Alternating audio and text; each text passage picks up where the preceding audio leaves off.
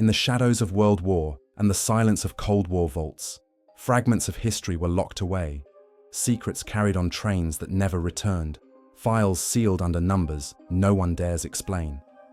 These are not myths, but scars, written in codes and whispers, erased from the records yet alive in the rumors. Every page turned reveals not triumph, but an unease, the sense that buried beneath victories lies a truth far more unsettling. In April 1945, as the Allies closed in on central Germany, US Army intelligence began receiving scattered reports of an extensive underground complex hidden somewhere beneath the Thuringian forest. Locals spoke of forced laborers vanishing into sealed tunnel mouths and of entire trains disappearing into the mountain near the town of Ohrdruf. Allied aerial reconnaissance had revealed faint rail lines leading nowhere, tracks that seemed to vanish into hillsides. These hints coincided with a sudden spike in decrypted Enigma messages referencing something called Project Kristall. On April 4th, elements of the US 89th Infantry Division advanced toward Ohrdruf, the first Nazi concentration camp to be liberated by American forces. Just beyond the camp, soldiers discovered reinforced tunnel entrances cut directly into stone. Inside were rail spurs, half-completed bunkers, and an unfinished control station. The smell of damp concrete and burnt diesel clung to the air.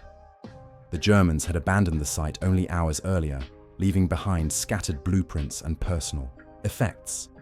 Military engineers quickly confirmed this was not a shelter.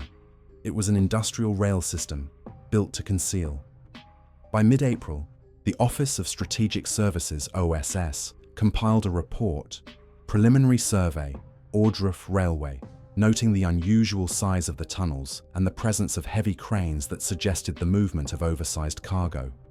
The report listed technical, apparatus crates abandoned along one spur. But what most troubled investigators was the discovery of sealed doors leading deeper underground. These doors bore blast markings, suggesting they had been deliberately destroyed to prevent entry. When General Eisenhower personally inspected the Ohrdruf area on April 12th, the official photographs released to the press showed him only at the concentration camp. None showed him near the tunnels. Yet, according to a sworn statement by Sergeant Harold Dixon of the 89th, Eisenhower spent nearly 3 hours underground, accompanied only by senior intelligence officers. Dixon recalled hearing the word Kristall mentioned repeatedly. In the days that followed, Soviet forces advanced rapidly from the east. A joint Allied-Soviet inspection of Thuringian military sites had been agreed upon at Yalta, but in practice, both sides maneuvered to secure secrets before the other arrived. On April 17th, US Army engineers received sudden orders to seal portions of the Kristall complex with explosives. Only one surviving document, Engineer Field Note 17 APR 45, describes the destruction. Charges placed at West Spur. Objective: deny further entry. Classified material presumed removed by higher authority. Weeks later, Soviet armored units reached Ohrdruf. Their records, declassified in Moscow during the 1990s, mention finding incomplete aerial apparatus, swept fuselage components, and engine fragments unlike known German models. The documents refer cryptically to Flugkörperkristallgerät. No diagrams survive in the file. What happened to the missing components remains a subject of speculation. American files from the Joint Intelligence Objectives Agency, which oversaw the transfer of German scientists under Operation Paperclip, include a list of engineers originally assigned to the Ohrdruf tunnels.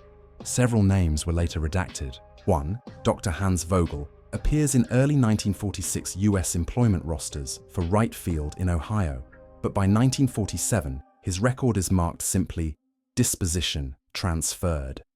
No destination is provided.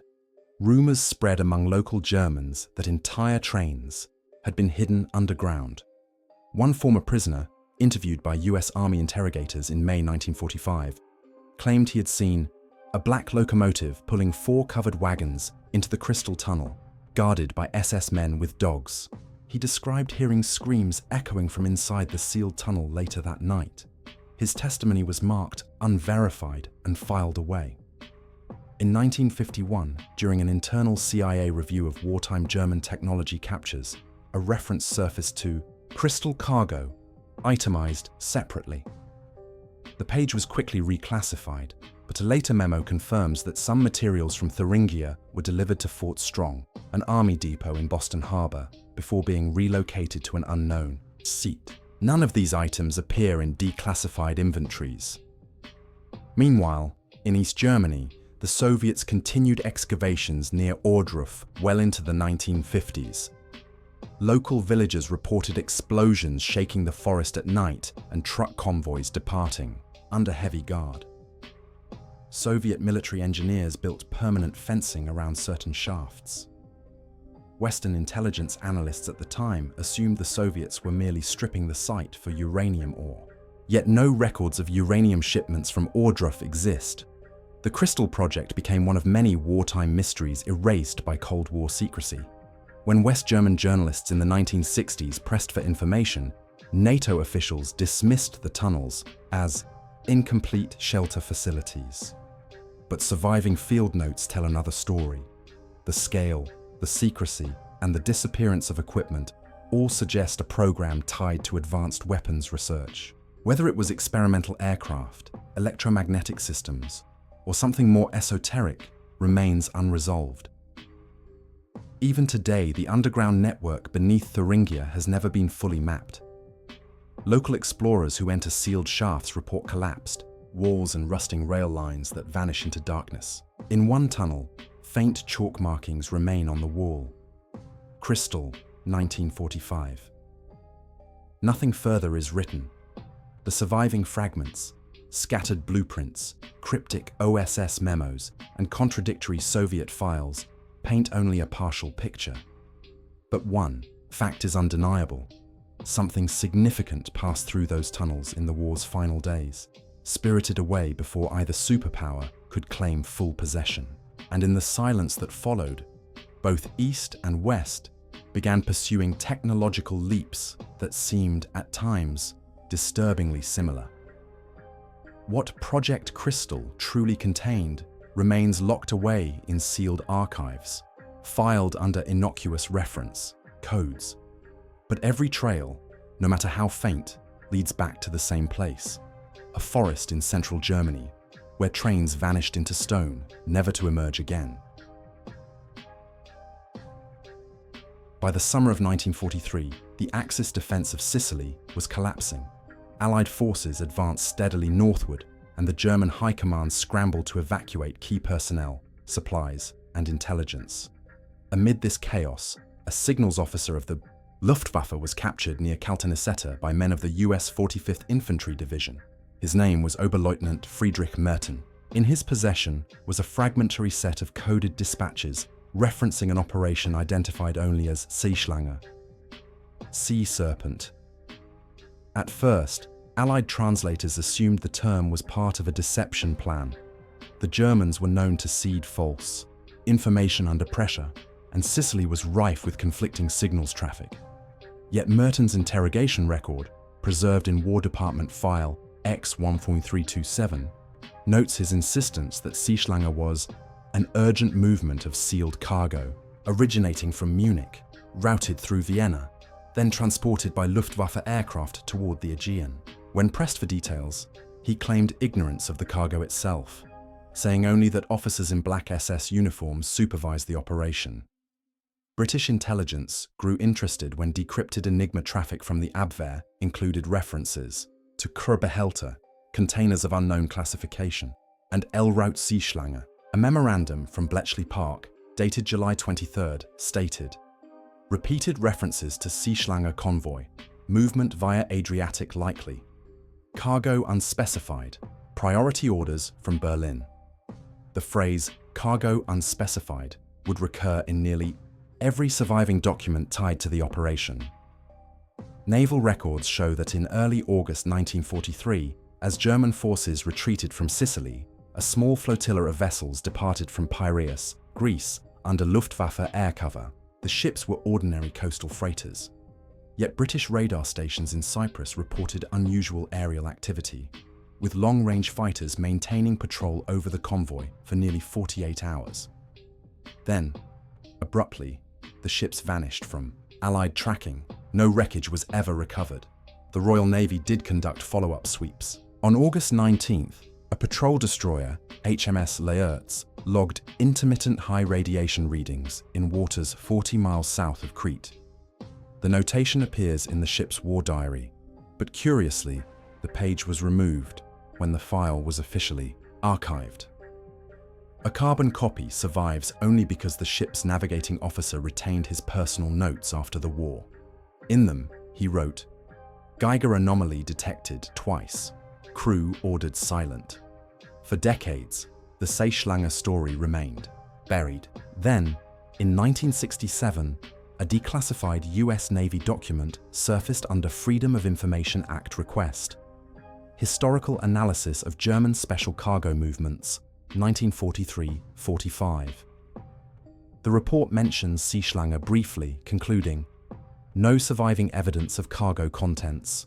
Possibility of atomic-related material cannot be ruled out, but confirmation lacking." The inclusion of the word atomic caught researchers' attention. Historians later learned that in July 1943, the Kaiser Wilhelm Institute in Berlin was under pressure to move sensitive experiments out of range of Allied bombers. Several experimental centrifuges and sealed canisters of heavy water were reportedly shipped out, but their destination remains disputed. Did Seeschlange represent an attempt to move part of this nuclear research southward, away from the collapsing Reich? Other theories emerged. One Soviet naval intelligence cable, translated in the early 1990s after the fall of the USSR, claimed that the Germans were transporting containers of bacteriological culture toward Crete, destined for an undisclosed submarine transfer. This would align with intercepted Japanese diplomatic messages mentioning a transfer of biological assets between Axis partners in 1943. If true, Seeschlange may have been a covert attempt to deliver material to Imperial Japan using the Mediterranean as a staging point. Whatever the cargo, it never reached its supposed destination. Allied records contain no further sightings of the convoy. German naval archives, fragmentary at best, mention Seeschlange only once more, in an August 1943 Abwehr communication that reads, "Losses incurred. Operation Seeschlange incomplete. Await further orders." After that, silence. Decades later, in 1982, a Greek diving team exploring wrecks off Crete reported finding a corroded steel container marked with faint German lettering. According to their account, local authorities quickly intervened, and when divers were told the container had been disposed of, no photographs were released. Rumors circulated that NATO personnel recovered the object. The story remains unverified, but Greek naval archives show an unusual increase in classified salvage operations in the area during the same year. When asked about Seeschlange in 1995, a retired British intelligence officer remarked, "It was never about what they were moving. It was about why both London and Moscow wanted it buried." His words hint at an uncomfortable possibility, that whatever was lost at sea was too dangerous or too destabilizing to acknowledge publicly. The Seeschlange operation occupies a strange place in the annals of World War II secrecy. On one hand, the evidence is scattered, contradictory, and often circumstantial. On the other, its very persistence across multiple intelligence archives suggests something significant did occur, something involving cargo so sensitive that its disappearance was never explained, only erased. The seas south of Crete remain, littered with the wrecks of war. Yet none have ever been confirmed as part of the Seeschlange convoy. Whatever those containers held, nuclear prototypes, biological agents, or something entirely different, they sank into the Aegean under the watchful eyes of history's victors. And in their silence, the mystery endures, whispered in the margins, of forgotten war files under a single codename, Seeschlange. In October 1952, NATO listening posts in West Germany intercepted a series of Soviet military transmissions that raised alarms among Allied intelligence analysts.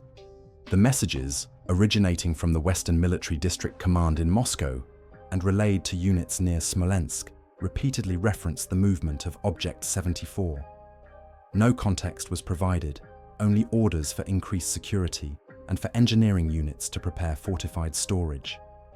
Analysts were unsure whether this was a missile, an aircraft, or something else. What unsettled them was the insistence on biological precautionary measures written into the transmission headers. By December, British MI6 had gathered testimony from defectors inside East Germany that hinted at what Object 74 might be. According to one informant, convoys of Red Army trucks with Red Cross markings, normally reserved for medical services, had been seen leaving airfields near Dresden and heading northeast toward the Soviet border. The trucks, he claimed, carried metal crates the size of coffins, each marked with black insignia resembling the double lightning bolts of the SS. He swore that the cargo originated from a warehouse complex in Leipzig that had been under NKVD guard since 1945. The suspicion grew that the Soviets had uncovered and seized something left behind by the Third Reich in the war's chaotic final months. The American Counterintelligence Corps had long worried that archives of German medical research had fallen into Soviet hands. Many German doctors captured by the Red Army were never heard from again, their names absent from Nuremberg trial rosters. Object 74 seemed to confirm the worst fears, that an intact collection of wartime files or biological samples had survived. The strongest piece of evidence came from a NATO briefing paper circulated in February 1953. Subject: Object 74, Smolensk. Region: source reporting indicates crates delivered under armed escort to a former artillery depot near Krasny Bor, approximately 20 kilometers east of Smolensk. Site now restricted, triple perimeter fencing. Engineers installing climate control. Systems are typical for munition storage. The briefing concluded with the warning: potential possession of Reich-era bacteriological archives. Assessment: high sensitivity. The Americans pressed further. A CIA case officer stationed in West Berlin recruited a courier inside East German intelligence who managed to smuggle out a single photograph. The grainy image, dated January 1953, showed 3 trucks lined in snow. Each bore the standard Red Cross insignia, but all carried mounted machine guns on their roofs, an unusual measure for medical transport. Behind them, a warehouse gate bore the stenciled letters 74 on a wooden plank. The image was classified, top secret, and circulated only among senior defense officials. Yet the trail of Object 74 is marked by disappearances and silences. In March 1953, a NATO liaison officer named Major Arthur Langley submitted a report questioning the US Army's handling of evidence related to captured German medical experiments. Langley argued that records on camps in occupied Poland, especially those involving typhus and plague research, had been selectively sanitized before being shared with allies. Weeks later, Langley's personnel file was sealed. His sudden transfer to an obscure desk assignment in Ankara was followed by his unexplained death in a car crash 2 years later. Soviet archives, partially opened after 1991, add fragments but no clarity. A document labeled Special Storage, Smolensk District describes an installation built between 1952 and 1954 with underground refrigeration units. The listed inventory includes sealed metallic containers, German origin, though the description is vague. Another entry refers to archival material of fascist provenance, file designation Nachtregen. No such file appears in any German catalogue. Historians later noted that the Soviets initiated their own offensive biological warfare programs in the mid-1950s, concentrated in facilities such as Sverdlovsk. Western analysts wondered if the sudden acceleration of Soviet research owed less to domestic science and more to captured Nazi material. The possibility was never officially acknowledged. Eyewitness accounts further deepen the mystery. In 1961, a Polish railway worker testified privately to the CIA that he had helped transport a sealed train convoy in late 1945, departing from eastern Poland into Belarus. He recalled guards speaking Russian, but the cargo was loaded by men in SS uniforms. He remembered the insignia, a black eagle clutching a serpent. His testimony, though unverified, was filed in the same folder as NATO's Object 74 reports.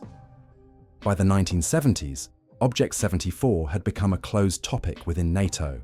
References vanished from official communications, and analysts who attempted to revisit the file were told the matter had been resolved, but no resolution was ever published. When the Soviet Union collapsed in 1991, independent researchers sought access to Smolensk district archives. A handful of declassified engineering documents confirmed the existence of a restricted installation near Krasny Bor, constructed in 1953 and decommissioned in the late 1980s. The site is now abandoned, its concrete entrances sealed. Local villagers speak of illness that followed the years of heavy truck traffic, though no medical records survive. The scattered pieces suggest a chilling narrative that in the aftermath of World War II, entire caches of Nazi research, possibly including preserved cultures or detailed human experimentation files, were quietly absorbed into Soviet hands. Object 74 may have been the codename for one such archive, its existence denied by both sides because of the moral and political implications. No surviving Western record indicates the ultimate fate of the crates. No inventory was released when the Smolensk facility was closed. The sealed tunnels stand silent, marked only by crumbling Soviet warning signs. In their shadow lies a question that has haunted Cold War historians for decades. Did the crimes of the Reich end in 1945, or were they buried alive under new custodians, hidden behind the designation Object 74? In the immediate aftermath of Germany's surrender, US Army intelligence launched Operation Paperclip, designed to capture German scientists before they could be claimed by the Soviets.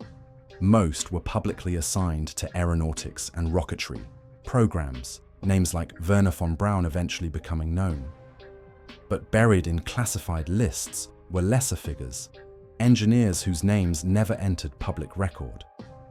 Among them was Dr. Wilhelm Krüger, a propulsion specialist attached to the SS Research Directorate. His case file, recovered years later, includes a single chilling annotation: Special Projects, Schwarzpunkt.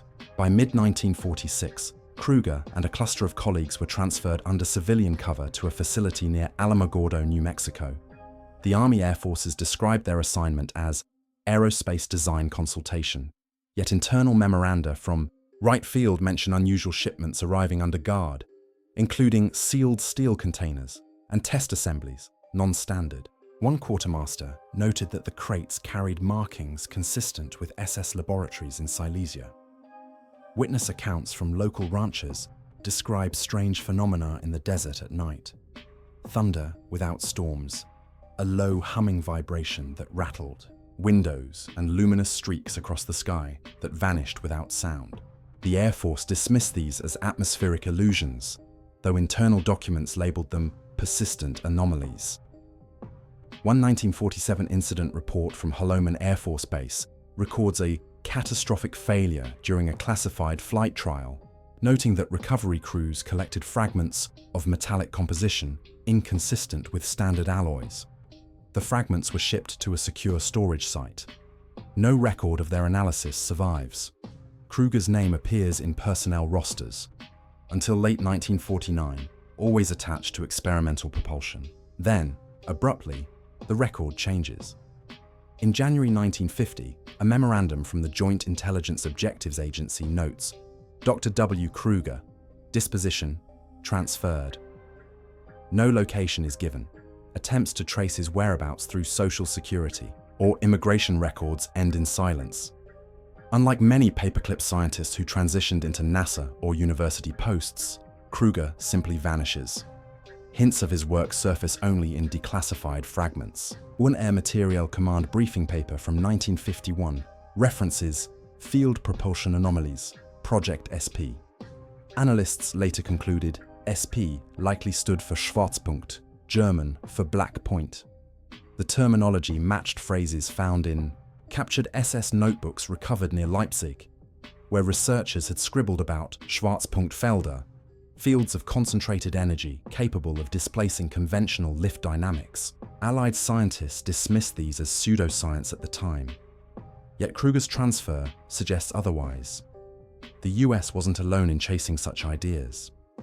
Soviet archives reveal that in 1947, NKVD officers interrogated German engineers in Dresden about Project Schwarzsonne, a rumored SS initiative tied to electromagnetic propulsion.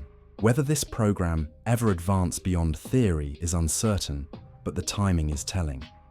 Both superpowers, in the early years of the Cold War, were scouring Reich archives for unconventional technologies. Back in New Mexico, anecdotal testimony adds an unsettling dimension. A former base cook interviewed in the 1970s recalled seeing men brought in at night, thin, sickly, speaking German. They never came out again, he said. His statement, though unverifiable, fueled speculation that Kruger had resumed experiments involving human subjects, continuing the Reich's practices under a new flag. By 1952, unexplained aerial incidents in the American Southwest became frequent enough to warrant internal Air Force study.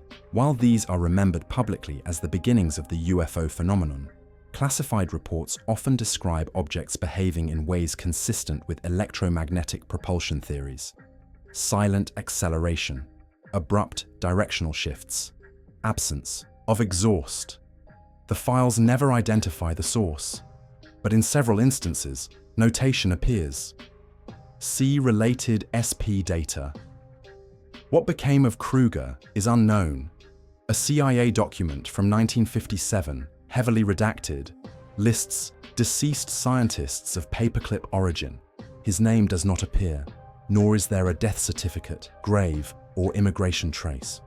One rumor, persistent but never confirmed, claims Kruger was transferred to a covert facility in Nevada, where testing continued into the early 1960s. The absence of evidence is itself striking. Unlike von Braun and other high-profile scientists, whose pasts were sanitized but not erased, Kruger's trail ends in deliberate silence. His family, last known to reside in Stuttgart, reported after the war that they had received no letters or support payments. Their correspondence to US authorities went unanswered. In the years since, independent researchers combing archives have occasionally stumbled across fleeting mentions of Schwarzpunkt. A 1969 Army engineering manual includes a cryptic diagram labeled SP Drive Theoretical Only. A NATO briefing paper from 1973 warns against unauthorized disclosure of SP anomalies. No further details are given. To this day, historians debate whether Kruger was a fraud, a victim of bureaucratic erasure, or the architect of something more. The lack of closure fuels speculation that the US may have inherited and suppressed a line of research that originated deep within SS laboratories, research whose implications were too destabilizing to reveal. The desert of New Mexico holds no visible trace of these experiments, yet those who lived nearby still recall nights when the sky shook without thunder, when searchlights swept across barren land as if chasing something unseen. The files remain sealed, and the scientist at the heart of them, Dr. Wilhelm Kruger, remains missing, but his shadow lingers in classified code words and unexplained anomalies, filed under one name, Schwarzpunkt. In the spring of 1946, British Army patrols combing the Austrian-Czech border region stumbled upon a complex of sealed bunkers hidden within a wooded ravine near Gmund. The entrances were camouflaged with felled trees, their steel doors welded shut. When engineers forced them open, they discovered rows of wooden crates stamped with the insignia of the SS Ahnenerbe, Heinrich Himmler's notorious research institute. Inside were film reels, maps of Eastern Europe annotated with strange symbols, and leather-bound ledgers filled with coded entries. At first, British officers assumed the site contained looted cultural artifacts, but a medical officer's inspection report described the reels differently. Footage of individuals in confined spaces, subjected to unknown conditions, possible human experimentation. His report, filed under Medical Annex 14A, was never released to the press. Instead, within 48 hours, US Counterintelligence Corps (CIC) agents arrived unannounced and seized the entire cache. The British were told the matter was of higher jurisdiction. Officially, nothing was recovered. The Ministry of Defense archives list the Gmund site only as a munitions cache, destroyed. Yet, in the private papers of Major Stephen Caldwell of the 9th Armored Division, a letter survives describing what he saw before the Americans intervened. Dated May 12, 1946, it reads, "Ledgers detail what can only be human trials, physical endurance tests pushed beyond known medical limits, references to temperature, pressure, oxygen deprivation, numbers in place of names. The Americans carted everything away. We were told to forget." The ledgers themselves were never seen again, but fragments of their contents echo in scattered intelligence files. A CIA medical research memo from 1949 refers cryptically to German Endurance Protocols, File 611A. Another declassified document from the 1950s notes, archival Ahnenerbe data presently under restricted custody, potential application in aerospace survival. The connection between wartime atrocities and Cold War human survival research is never made explicit, but the alignment is difficult to ignore. Rumors circulated among displaced persons in post-war Austria that the Gmund bunker had been a transit point for prisoners used in experiments. Survivors spoke of trains arriving at night, guarded by SS men in black uniforms. Some claimed the ledgers included records of twins transported from camps in Poland. None of these testimonies were admitted at Nuremberg. The Ahnenerbe files were never introduced into evidence, perhaps because they had already been absorbed elsewhere. Researchers in the 1970s uncovered a curious anomaly. US Air Force survival manuals began including detailed charts on human tolerance to hypoxia, frostbite, and extreme G-forces, decades before such data could have been safely tested. Where had this information originated? Officials insisted it was derived from volunteer studies. But a 1974 Senate hearing into unethical experiments briefly touched upon foreign-acquired data of questionable provenance. The reference was struck from the final transcript. Meanwhile, in West Germany, journalists attempting to trace former Ahnenerbe staff repeatedly ran into sealed files. One archivist in Munich described entire folders missing from the SS personnel. Lists, names that should have appeared but didn't. When pressed, he admitted quietly, "Those men were taken by the Americans. Their research followed them." The Soviets, too, seemed aware of the Gmund find. A 1952 KGB briefing mentions Western possession of experimental ledgers, acquired Austria 1946, and recommends accelerating Soviet high-altitude testing to match adversary gains. This brief acknowledgement, buried in Moscow's archives, may be the only surviving confirmation from the other side that something was indeed removed. The true horror lies in what the ledgers likely contained. Surviving fragments describe probanden, test subjects, subjected to controlled asphyxiation, rapid decompression, and hypothermia. Marginal notes include phrases like viability achieved 12 minutes and specimen terminated. The systematic nature of the records suggested not random cruelty, but organized experimentation, designed to gather reproducible data. Why then were the ledgers not brought forward as evidence of war crimes? One answer is chilling. The data may have been deemed too valuable. In the early Cold War, both the United States and the Soviet Union raced to develop jet aircraft, missiles, and spacecraft, technologies that demanded new understanding of human limits. The temptation to exploit Nazi experiments, rather than condemn them, may have been irresistible. By the time independent researchers revisited the Gmund bunkers in the 1980s, the entrances were collapsed, filled with concrete. Locals reported that the US Army had conducted demolition exercises there in 1947. Nothing remained but fragments of rusted rail tracks leading into the forest. Today, the phrase File 611A appears in only a handful of declassified indexes, always without description. Requests for its release are denied on national security grounds. Survivors' accounts are dismissed as unreliable. The ledgers themselves vanished into sealed vaults. But in the shadows of Cold War archives, the outline remains: a secret convoy of crates, an erased discovery, and the silence of governments unwilling to admit what they inherited. The Ahnenerbe Ledgers were never meant to surface. They were meant to disappear into the machinery of post-war secrecy, their contents repurposed under new flags. And yet, the ghost of their numbers lingers in training manuals, in aerospace medicine, and in the unacknowledged lineage of data born in suffering. What was once stamped with the SS insignia is now buried under innocuous classifications. But the truth lies in the chain of custody, one that began in a forest bunker on the Austrian border and ends in a file marked simply 6111 AE. What vanished into bunkers, archives, and oceans was not destroyed. It was only hidden. Crates and ledgers, sealed and denied, did not disappear. They slipped into the bloodstream of nations, carried forward by silence. The real danger is not in what was done, but in how it was used, transformed, and concealed. Because sometimes the past does not end. It waits, buried under classified seals, breathing quietly beneath the weight of history.